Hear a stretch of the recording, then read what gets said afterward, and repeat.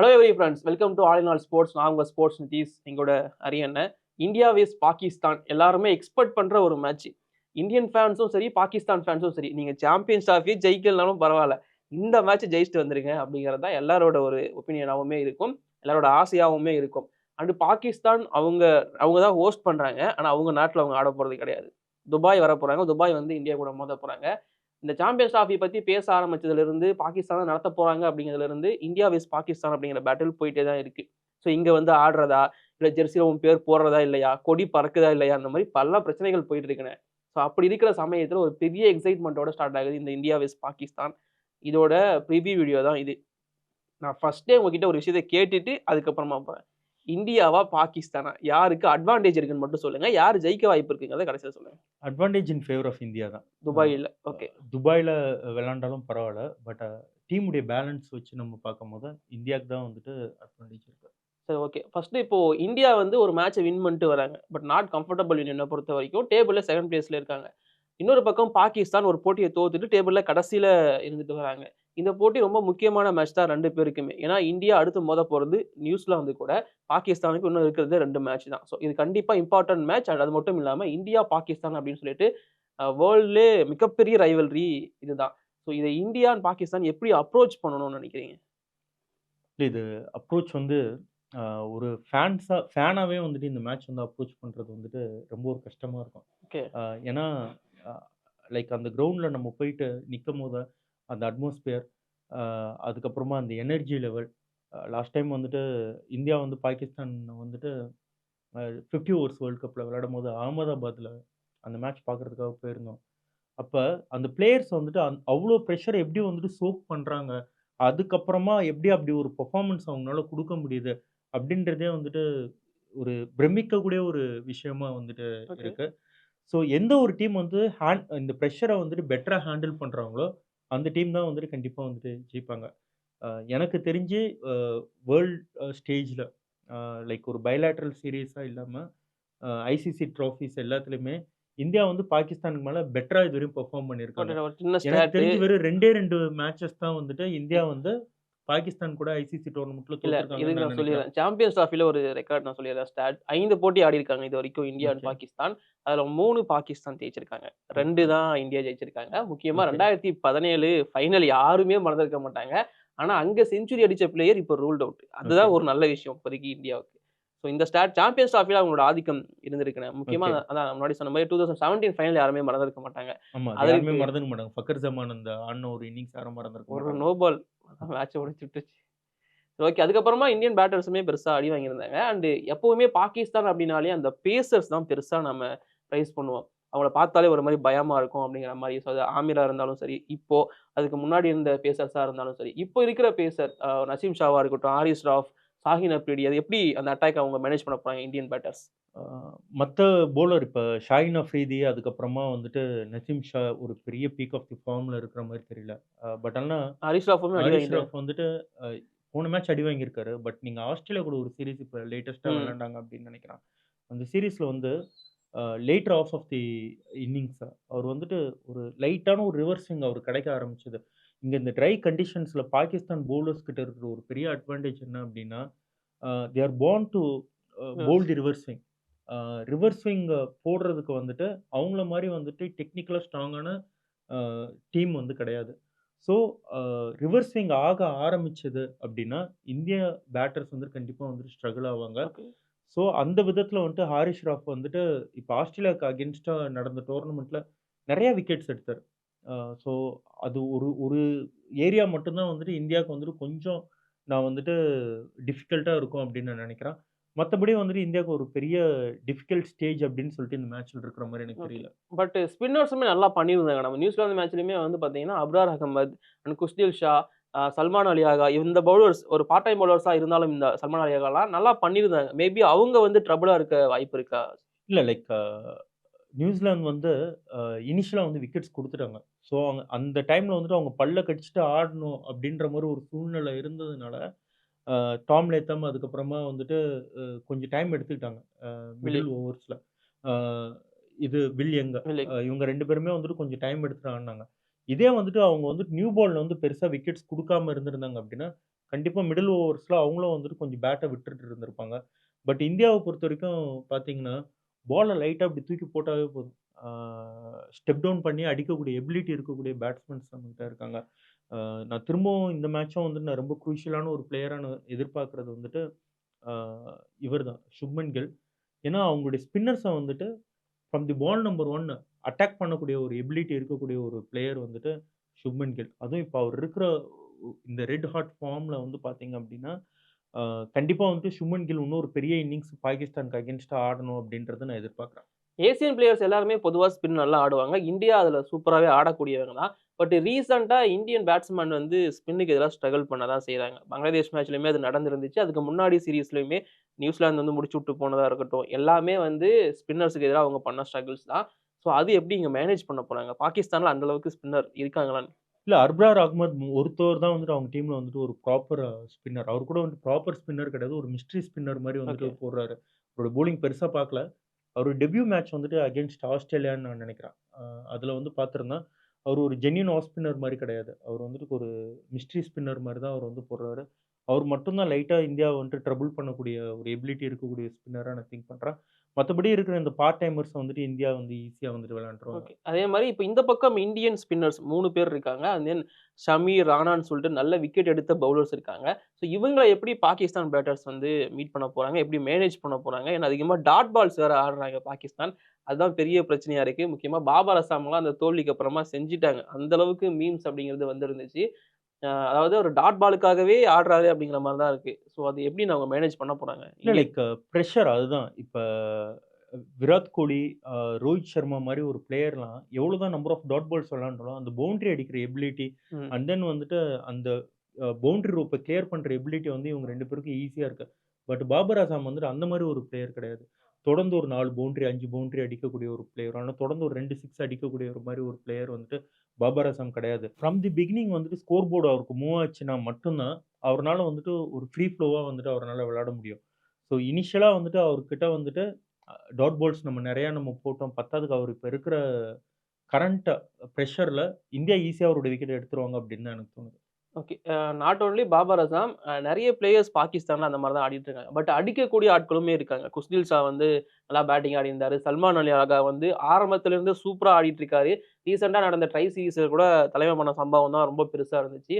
So அந்த சல்மான் அலி ஆகா ஏன் முன்னாடி வரக்கூடாது? பாபர் அசாம் தான் ஓப்பனிங் வருவாரா அடுத்த மேட்சும்? அது ஏதாச்சும் சேஞ்சஸ் நடக்க இல்ல வாய்ப்பு இருக்கா? லைக் ஒரு சின்ன ஒரு சேஞ்ச் இருக்கும் அப்படின்ட்டு நான் திங்க் ஓகே. பண்றேன்.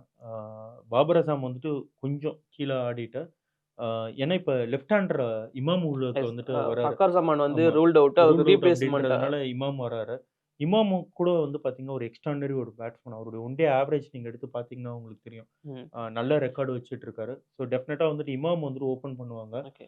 அ ஷக்கீல் திரும்ப ஓப்பன் பண்ணுவாரா அப்படின்றது தெரியல. ஏன்னா லாஸ்ட் மேட்ச் ஃபெயிலியருக்கு அப்புறமா, ஈவன் அவரும் நெறைய டாட் பால்ஸ் ஆடியிருந்தாரு போன மேட்ச்ல. நெறைய டாட் பால்ஸ் ஆடிட்டு தான் அவருடைய விக்கெட்ட அவரு குடுத்துட்டு இருந்தாரு. ஆ இன்கேஸ் பாபர் அசாம் வந்துட்டு நான் ஓப்பனிங் ஆடுறது கம்ஃபர்டபுளா இல்லன்ற மாரி ஃபீல் பண்ணாருன்னா, திரும்ப ஷக்கீல் அண்ட் இமாம் வந்துட்டு அவங்க ஓப்பன் பண்றதுக்கு இல்லண்ணே, வாய்ப்பு இருக்கு. பாபர் அசாமுக்கு அது கம்ஃபர்டபுள் தானே. டீமுக்கு தான் கம்ஃபர்டபுளா இருக்க மாட்டேங்குது. அவர் ஆடுற இன்னிங்ஸ் அவர் டீமையே தோற்கடிக்குது. அவர் போட்ட பிரஷர்னால தான் சல்மான் அலி அவுட் ஆயிட்டு போயிருப்பாரு. அதுக்கப்புறமா அந்த பேட்டர்ஸ்க்கு பெருசா வாய்ப்பு கிடைச்சிருக்காது. அந்த இன்னிங்ஸ் ஃபினிஷ் பண்ணியிருக்க மாட்டாங்க. இன்ஃபாக்ட் பவர் பிளேல வெறும் 22 ரன் அடிச்சாங்க 10 ஓவருக்கு. T20ல அத அடிச்சாலே கிரைம். இவங்க ஓடிஐல அந்த ரன் அடிச்சிருந்தாங்க. ஸோ அதுதான் பெரிய மிஸ்டேக்கா பார்க்கப்படுது. பாகிஸ்தான் இதே இந்தியாவுக்கு எதிரா கன்டின்யூ பண்ணாங்கன்னா, இந்தியா சப்பையா முடிச்சுட்டு போயிருவாங்க மேட்ச்ச. ஸோ அதனால தான் நான் வந்து பாபர் அசாம்லாம் வந்து ஒரு டைம்ல எப்படியோ பாராட்டப்பட்டார். பட் இப்ப இல்ல லைக் திடீர்னு நெறைய பேர் வந்துட்டு பாபர் அசாம் வந்துட்டு தலையில தூக்கி வச்சுட்டு விளையாண்டுருக்காங்க. பட் அ இப்ப வந்து கிரிக்கெட் வந்துட்டு இந்த ஒரு எவல்யூஷன்ல நான் என்ன சொல்றேன் அப்டின்னா, அ ஒரு இவங்கலாம் வந்துட்டு ஒரு ஆவரேஜ் கைண்ட் ஆஃப் பிளேயர்ஸ் தான். விராட் கோலி கூட கம்பேர் பண்ணாங்க. இல்ல. எங்க ஊரு விராட் கோலிலாம் அதுதான் சொல்லிட்டாங்க. நான் சொல்றேன். லைக் நீங்க வந்துட்டு யார் கூட ஆடுறாங்க? அவங்க அகைன்ஸ்ட் எந்த ஆப்போனன்ட் கூட ஆடுறாங்க? எந்த கண்டிஷன்ஸ்ல விளையாடுறாங்க?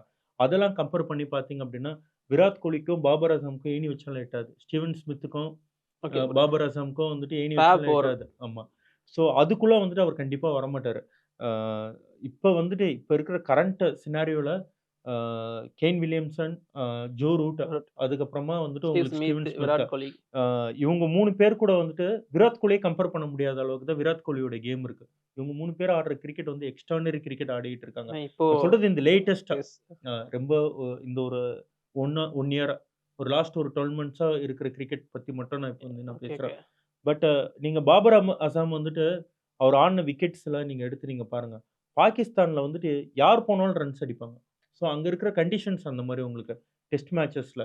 அ நல்ல ஒரு சீமிங் கண்டிஷன்லயோ, ஒரு நல்ல ஒரு ஸ்பின்னிங் ட்ராக்லயோ பாபர் அசாம் வந்துட்டு ஒரு fighting innings match winning innings ஆடி இதுவரையும் நான் பார்க்கல. ஓகே. பார்க்க முடியாதுன்னு நினைக்கிறேன் அதுக்கப்புறம். சரி ஓகே. பாபர் அசாம் நல்ல பிளேயர் தான். ஆனா அவருக்காக ஆடாம டீமுக்காக ஆடாருன்னா இன்னும் நல்லா இருக்கும். சேம் பிரச்சனை ரிஸ்வான் கிட்டயும் இருக்கும்னு தோணுது. ரிஸ்வானும் அப்படி அதிரடியா ஆடக்கூடியவரா தான் இருந்தாரு. பட் திடீர்னு அவருமே நெறைய டிஃபென்ஸ் வைக்க ஆரம்பிக்கிறாருன்னு. இல்ல captainship pressure. Pressure. Okay. Like Pakistan மாரி ஒரு கண்ட்ரில வந்துட்டு நீங்க கிரிக்கெட் மேட்ச் வந்துட்டு நீங்க கேப்டன்ஷிப் பண்றது ஒரு சாதாரண கடைசி விஷயம் ஒரு கிடையாது. வருஷத்துல 6, 7 கேப்டன் மாத்திருக்காங்க. ஆமா. கடைசியா தான் ரிஸ்வான் அப்பாயிண்ட் பண்ணியிருந்தாங்க. ஸோ அங்க வந்துட்டு கேப்டன்சி பண்றது அவ்வளோ சாதாரண ஒரு விஷயம் கிடையாது. அங்க இருக்கிற ஃபேன்ஸ் வந்து ரொம்ப பெர்சனலா எடுத்துப்பாங்க. எக்ஸாக்ட்லி இப்ப இந்தியாவுக்கு எதிரா தோத்தாங்கன்னா, ரிஸ்வான் வந்து செய்யப்படுவார். அப்படிதான் அந்த மீம்லயே செஞ்சுருவாங்க. அதுதான். அ லைக் அந்த மாரி அவங்களுக்கு நெறைய சோசியல் பிரஷர்ஸ் அவங்களுக்கு ரொம்ப ஜாஸ்தியா இருக்கு. இந்தியா கூட வந்துட்டு வெறும் மீடியா எழுதுறதோட வந்துட்டு ஓகே. நிப்பாட்டிப்பாங்க. இவங்களுக்கு நெறைய பெர்சனல் அட்டாக்ஸே இவங்களுக்கு நெறைய நடக்கும். ஸோ அதெல்லாம் வந்துட்டு பார்க்கும்போது வந்து அந்த பிரஷர் வந்துட்டு அவங்களுக்கு கண்டிப்பா இருக்க தான் செய்யும். ஓகேண்ணா. இப்போ நான் ஒரு சில பேட்டில் சொல்றேன். இந்த இந்தியா வெர்சஸ் பாகிஸ்தான்ல. ஓகே. அது யாரு ஜெயிக்க வாய்ப்பு இருக்குன்னு சொல்லுங்க. முக்கியமா சஹின் ஷா அப்ரிடி ஒரு லெஃப்ட் ஆர்ம் பேசர். அது பெரிய வீக்னஸா இருக்கிற ரோஹித் சர்மா அண்ட் இப்போ விராட் கோலியும் சேர்த்துக்கலாம். ஸோ இவங்கள எப்படி நம்ம ஷஹின் ஷா அப்ரிடி வந்து பேட்டில் பண்ண போறாரு? ஸோ அத மட்டும் சொல்லுங்க. யார் வின் பண்ணுவாங்க இந்த பேட்டில்ல? Like outside off stump வந்துட்டு 2 பேருமே வந்து இப்ப ஒரு மாரி என்ன சொல்றது? ஒரு வீக்கா தான் வந்துட்டு ஆடிட்டு இருக்காங்க. இன்கமிங் டெலிவரிக்குமே அவுட் ஆவாங்க 2 பேரும். அதுதான் சொல்றேன். ஸோ இனிஷியல் அந்த ஒரு 4, 5 ஓவர்ஸ் வந்துட்டு நெகோஷியேட் பண்றது ரோஹித் சர்மா வந்துட்டு ரொம்ப கீனா இருக்கணும். அவர் அத சப்போஸ் நெகோஷியேட் பண்ணிட்டாரு அப்டின்னா, இந்தியாவுக்கு வந்துட்டு இது வந்துட்டு ஒரு கேக் வாக்கா இருக்கும். ஓகே. இஃப் இன் கேஸ் வந்து ரோஹித் சர்மா வந்துட்டு ஃபெயில் ஆயிட்டாரு அப்டின்னா, அ இந்தியா வந்து கொஞ்சம் கஷ்டப்பட்டு ஒரு ரெக்கவரி பண்ணி தான் வந்துட்டு மேல வரணும். பட் எனக்கு ரோஹித் சர்மா அண்ட் ஷாஹின் ஷா அஃப்ரிதி இப்ப இருக்கிற கரண்ட் ஃபார்ம்ல ஷாஹின் ஷா அஃப்ரிதி வந்துட்டு ஸ்லைட்டர் அட்வான்டேஜ் இருக்கிற மாரி எனக்கு தோணுது. ஓகே. இப்படி ஒரு ஹிண்ட் வச்சு தான் ஆரம்பிக்கிறீங்க. சரி ஓகே. இன்னொரு பக்கம் முகமது ரிஸ்வான், பாபர் அசாம் வெஸ் முகமது ஷமி. ஸோ இந்த பேட்டில் இவங்க 2 பேருமே வந்துட்டு ஷமிக்கு அவுட் ஆவாங்களா அப்படின்னு கேட்டீங்கன்னா, எனக்கு வந்துட்டு டவுட் தான். டிஃபென்ஸ் வச்சு ஆமா. தப்பிச்சுருவாங்க. டிஃபென்ஸ் வச்சு தப்பிச்சுருவாங்க. பட் அந்த டிஃபென்ஸ் வந்துட்டு இப்ப ஷமி வந்துட்டு ஒரு 6 ஓவர்ஸ் ஆனா ஒரு 5 ஓவர்ஸ் வந்துட்டு அ மேல வந்துட்டு அவரு போடுறாரு அப்படின்னா, அதுல ஒரு 15 ரன்ஸ் அவ்வளோதான் வந்து குடுத்துட்டு, ஈவன் விக்கெட்லெஸ் ஆனா வெறும் 1 விக்கெட் எடுத்துட்டு இருந்தாலும் அது இந்தியாக்கு அட்வான்டேஜ் தான்.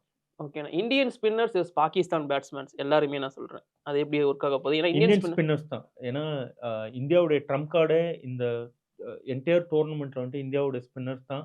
அண்ட் மெயினா வந்துட்டு குல்தீப் யாதவ வந்துட்டு ஃபர்ஸ்ட் மேட்ச்ல ஒரு விக்கெட் கிடைக்கலன்றதுனால, மேனேஜ்மென்ட் அவர ட்ராப் பண்ணிறக்கூடாது. அவரு ஓகே. அடுத்த 4 மேட்ச கண்டிப்பா வந்துட்டு விளையாடணும்.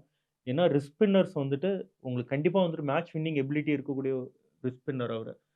உங்களுக்கு வந்துட்டு நல்ல இன்னும் 2 சப்போர்ட்டிங் ஸ்பின்னர்ஸ் நம்மகிட்ட இருக்காங்க. விக்கெட் டேக்கிங் எபிலிட்டி இருக்கிற ஸ்பின்னர்ஸ் அவங்க 2 பேருமே. அக்ஸர் பட்டேல் அண்ட் ஜடேஜா.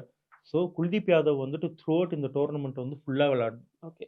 இந்த பக்கம் கேப்டன் ரோஹித் சர்மா, அந்த பக்கம் நம்மளோட ரிஸ்வான். 2 கேப்டன்ல எந்த கேப்டன் அதிகமா ரன் அடிப்பாங்க இந்த மேட்ச்ல? ரோஹித் சர்மா, விராட் கோலி வெஸ் பாபர் அசாம். விராட் கோலி, ஓகே. ஷமி வெஸ் அஃப்ரிடி விக்கெட்ஸ். அஃப்ரிதி. அஃப்ரிதி. நசீம் ஷா வெஸ் ஹர்ஷித் ராணா. மேபி ஹர்ஷித் ராணா ஆர் ஹர்ஷ்தீப் யார் ப்ளே பண்ணாலும். அ இப்ப அர்ஷ்தீப் விளையாண்டாருன்னா அர்ஷ்தீப் தான். ஆ ராணாவா, நசீம் ஷாவான்னு கேட்டீங்கன்னா நசீம் ஷா. நசீம் ஷா. ஓகேண்ணே. இப்ப அடுத்த கேள்வி அதுதான். அதாவது பாகிஸ்தான்ல ஒரு சேஞ்ச் இருக்கும். கண்டிப்பா ஓப்பனர் இமாம் உள்ள கொண்டு ஆமா. வந்துருவாரு. இந்தியா ஏதாச்சும் சேஞ்சஸ் பண்ணுவாங்களா? ஏதாவது வின்னிங் காம்பினேஷன் தான் போறதான்னு நினைப்பாங்க. வெறும் ஒரே ஒரு சேஞ்ச் இருக்கும் அப்டின்ற மாரி எனக்கு தோணுது. அர்ஷ்தீப் வந்துட்டு இந்த முக்கியமான மேட்ச்க்கு வந்துட்டு திரும்ப உள்ள வருவாருன்றது தோணுது. அது ஓகே. இல்லாத பட்சத்துல எந்த ஒரு சேஞ்சஸும் இருக்காது. ஃபர்ஸ்ட் மேட்ச்சுக்கு பிளேயிங் 11 பிரெடிக்ஷன் கேட்டிருந்தாங்க என்கிட்ட. நான் சொல்லியிருந்தேன் இப்ப அவங்க ஆடுன 11 போட்டு எனக்கு ஹர்ஷ்தீப் ஆடணும். ஆனா கம்பீர் ராணாவ தான் கொண்டு வருவாருன்னு நெனச்சேன். அதே மாரி தான் கொண்டு வந்திருந்தாரு. ஸோ கம்பீர் இருக்கிற வரைக்கும் ராணா இருப்பார் அப்படிங்கிறத ஓகே. தான் நான் எக்ஸ்பெக்ட் பண்றேன். பெருசா மேபி ஷமிய கூட உட்கார வச்சுட்டு ஹர்ஷ்தீப்ப கொண்டு வரலாம். அந்த சேஞ்ச் நடக்கும். ராணா சேஞ்ச் ஆக மாட்டாருன்னு எனக்கு தோணுது. அண்ட் இப்போ யாரு வின் பண்ணுவாங்க அப்படிங்கிற பிரெடிக்ஷனுக்குள்ள வருவோம். பாகிஸ்தானா? இந்தியாவா? இந்தியா தான் மேட்ச் ஜெயிப்பாங்க. நான் percentage in favour of India 55% நான் குடுக்குறேன். 55 தானண்ணா? ஆமா 55 தான். ரீசன் எதனால 55 தான் அப்டின்னா, பாகிஸ்தானுக்கு இது அவங்களுடைய ஹோம் கிரவுண்ட். அவங்களுடைய ஹோம் கண்டிஷன்ஸ் தான் இது. ஓகே. ஏன்னா, பாகிஸ்தான்ல மேட்சஸ் நடக்காதபோது நெறைய மேட்சஸ் ஆ. வந்துட்டு பாகிஸ்தான் வந்துட்டு துபாய்ல தான் எஸ். விளையாண்டுருக்காங்க. கண்டிப்பா. And hosting country. பாகிஸ்தான் தான் வந்துட்டு இந்த டோர்னமெண்ட்டை ஹோஸ்ட் பண்றாங்க அப்படின்னும்போது, விக்கெட்ஸ் வந்துட்டு அவங்களுக்கு கொஞ்சம் ஃபேவரபிளா பண்ணிக்கிறதுக்கு வாய்ப்பு இருக்கு. ஸோ அந்த மாரி விஷயங்கள்லாம் வந்துட்டு இருக்கிறதுனால ஹோஸ்டிங் ஆமா. பாகிஸ்தானா இல்ல பிசிசிஐங்கிறத டவுட் இருக்கு. ஓகே. ஸோ அதுலயும் ஒரு டவுட் தான் இருக்கு. ஸோ இப்ப கடைசியா வந்து ஃபேண்டசி பிக்ஸ் மட்டும் சொல்லிடுங்க. இந்தியா அண்ட் பாகிஸ்தான் மிக்ஸ் பண்ணியே ஒரு 5 பேர் ஓகே. யாராச்சும். இந்தியன் பேட்டர்ஸ் நான் ஃபில் பண்றேன். Again Shubman Gill and then Shreyas Iyer நான் உள்ள வச்சிருக்கேன். கேஎல் ராகுல். ஏன்னா கீப்பிங்ல நெறைய கேட்சஸ் வந்துட்டு அவர் எடுக்குறாரு. டிஸ்மிஸல்ஸ் எடுக்குறாரு. அதனால கேஎல் ராகுல். அண்ட் தென் வந்துட்டு நான் ஆல்ரவுண்டர் லிஸ்ட்ல வந்துட்டு அக்ஷர் பட்டேல் நான் உள்ள வைக்கிறேன். அ பாகிஸ்தான் சைடுல இருந்து ஷாஹின் அஃப்ரிதி அண்ட் தென் வந்துட்டு நசீம் ஷா. இந்த 2 பவுலர் நான் எடுக்கிறேன். அந்த ஒரு left hand spinner Khushdil Shah. Khushdil Shah. அவர் வந்துட்டு பாகிஸ்தான்ல இருந்து நான் பிக் பண்றேன். நீங்க சொன்ன 2 பவுலரும் பெர்ஃபார்மன்ஸ் பண்ணாங்கன்னா இந்தியா ஜெயிக்காதுங்க. இல்ல லைக் அதுக்கு ஒரு ஃபேண்டசி பிக்ன்னு சரி இருக்கும்போது, ஓகே. நான் யார் பெர்ஃபார்ம் பண்ணுவாங்க அப்படின்ற மாரி ஒரு இதுல நான் குடுக்குறேன். ம். இது என்னுடைய பிரெடிக்ஷன் தான். எனக்கு விராட் கோலி, ஓகே. பாகிஸ்தான்ங்கிறதுனால. அதுக்கப்புறம் பாகிஸ்தான்ல இருந்து ஒரு பேர் நான் எடுத்துக்கிறேன். சல்மான் அலி ஆகா. ரீசென்ட்டா ஓகே. அவரோட பேட்டிங் பெர்ஃபார்மன்ஸ் எல்லாமே எனக்கு ரொம்ப புடிச்சிருக்கு. ஸோ அதனால சல்மான் அலி ஆகாவும் நான் எடுக்கிறேன். அண்ட் இமாம் உள்ள தான் ஓகே. வராரு. பட் எனக்கு அவரோட பேட்டிங்கும் பிடிக்கும். ஸோ பாகிஸ்தான்ல இன்னொருத்தர். அண்ட் ஜடேஜா. ஓகே. ஸோ இந்த மாரி இந்த பிளேயர்ஸ் நான் எடுத்துக்கிறேன். And குல்தீப் யாதவ் ஏதோ ஒரு இம்பாக்ட் ஏற்படுத்துவார்ன்னு எனக்கு தோணுது. ஸோ கண்டிப்பா. இதெல்லாம் குல்தீப் என்னோட வந்துட்டு ஒரு பெரிய இம்பாக்ட் குடுக்கணும் இந்த மேட்ச்ல. குல்தீப் மட்டும் நல்லா பெர்ஃபார்ம் பண்ணாரு. ஒரு 3 விக்கெட், 4 விக்கெட் எடுத்தாருன்னா, இது இந்தியாவுக்கு ஒரு ஈஸி வின் ஆயிரும். ஆமா. ஷமியோட கம்பேக் நடந்துருச்சு. எனக்கு இந்த போட்டியில குல்தீப் அண்ட் விராட்டோட கம்பேக் இருக்குமோங்கிறது ஒரு எக்ஸ்பெக்டேஷனா இருக்கு. ஸோ இதுதான் என்னோடது. ஸோ இது எங்களோட ஜஸ்ட் பிரெடிக்ஷன் மட்டும் தான். இத நீங்க ஒரு சஜஷனா எடுத்துட்டு உங்களோட பெஸ்ட் என்ன அப்படிங்கிறத மறக்காம எங்களுக்கு கமெண்ட் பண்ணிருங்க. இப்போதைக்கு இந்த வீடியோ நாங்க முடிச்சுக்கிறோம். பாய். Thank you.